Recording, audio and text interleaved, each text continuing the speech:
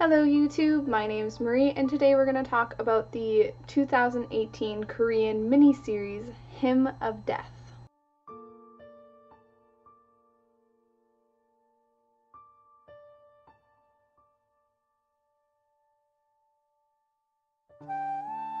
Because this is a mini-series clocking in only at about 3 hours, I'm going to forego my in-depth synopsis that I usually give, because I think that if I do that, it'll just give too much away, and simply say that this is a tragic romance between a genius playwright and a opera singer. Hymn of Death is also a remake of the 1991 film entitled Death Song, and both are based off of real life events, and I didn't know this.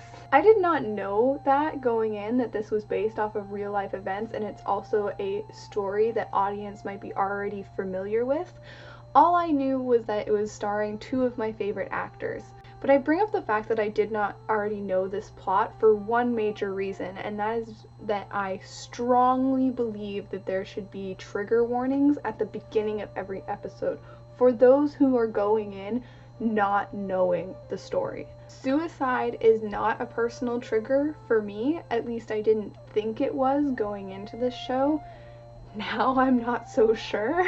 And I say this because the season finale gave me an incredible amount of anxiety, especially in those last 15 minutes. My throat felt tight, my heart was going, I felt sick. And by the time the end credits were rolling, I thought I was either going to vomit, faint, or have like a breakdown and just bawl. And luckily it was just the crying. Luckily. And I understand that some people are gonna just roll their eyes at that, or not understand, or just simply not be affected. And that's totally okay. But some people are going to be affected. And if you know that suicide is a trigger for you, you need to prioritize your mental health and just not watch this show, because suicide was not a trigger for me, and I watched it and then I had a very visceral bodily response to it all. Like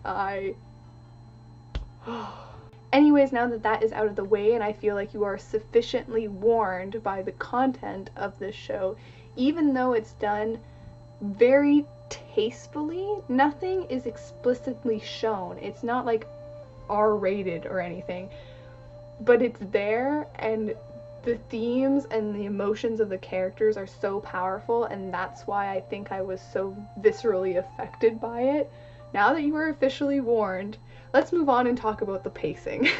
Because the pacing is actually what I think the root of my other problems are with the show, and because I think the pacing is far too rushed. I think it could have been very easily twice as long as it is. 5 episodes of an hour each would have been the sweet spot.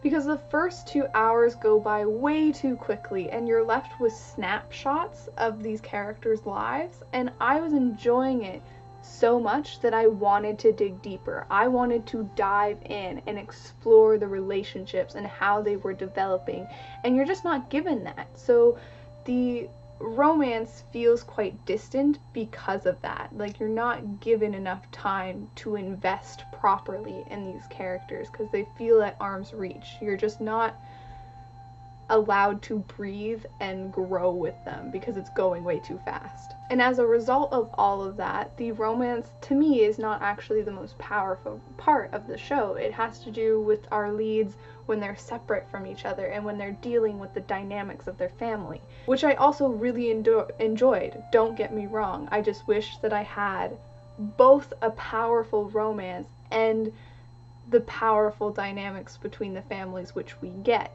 And that family side does a really good job at showing you how suffocated these characters felt and how weighed down by the responsibilities they were given. So, like, on the one hand, it was just so good and so powerful, but I'm selfish and I want it all. The show also reminds me a little bit of Mr. Sunshine in the quality. I think all of the costumes look so luscious and the cinematography is very interesting, and it's got a very strong artistic voice to everything. However, I did not wait to watch this on Netflix. I found it through other sources. Some files that I found, the music was really loud and overpowering, and then others it was quite quiet. So like, I'm not sure for the soundtrack side of things what is true to what the director intended. So if you have Netflix, I would just watch it there, because then you're getting what is actually what you're actually supposed to get. Where I watched it, I thought that the music was really obnoxious and way too loud and just so in your face, and it could have benefited from a lot more quiet moments. But again, that could just be from the sources that I watched this show on, okay? So in the end, I am giving Hymn of Death 4 stars.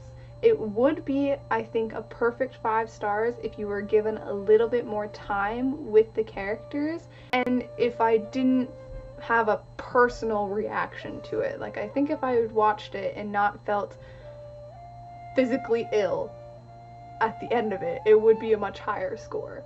Anyways, have a good day, have a good night, bye!